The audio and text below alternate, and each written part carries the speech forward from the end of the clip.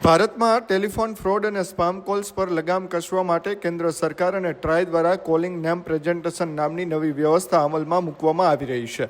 આ સુવિધાનું ટેસ્ટિંગ હાલમાં અંતિમ તબક્કામાં છે અને આગામી થોડા મહિનાઓમાં તે સામાન્ય જનતા માટે ઉપલબ્ધ થઈ જશે।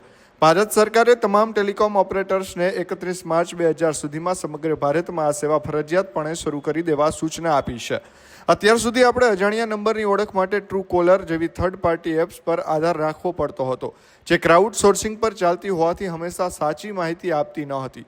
પરંતુ નવી સીનેપ વ્યવસ્થામાં ટેલિકોમ કંપનીઓ ગ્રાહકનો કેવાયસી દસ્તાવેજો, ખાસ કરીને આધાર કાર્ડ સાથે લિંક્ડ સત્તાવાર નામનો ઉપયોગ કરશે।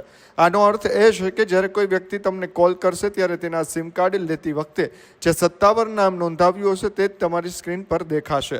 જો તમે કોઈ મિત્રનો નંબર બબાલ કે અન્ય હુલામણા નામથી સેવ કર્યો હશે તો કોલ આવતી વખતે થોડી સેકન્ડ માટે તેનું આધાર કાર્ડ મુજબનું ઓફિશિયલ નામ દેખાશે અને ત્યારબાદ તમે સેવ કરેલું નામ જોવા મળશે। જો નંબર સેવ નહીં હોય તો માત્ર તેનું ઓફિશિયલ નામ જ સ્ક્રીન પર ફ્લેશ થશે।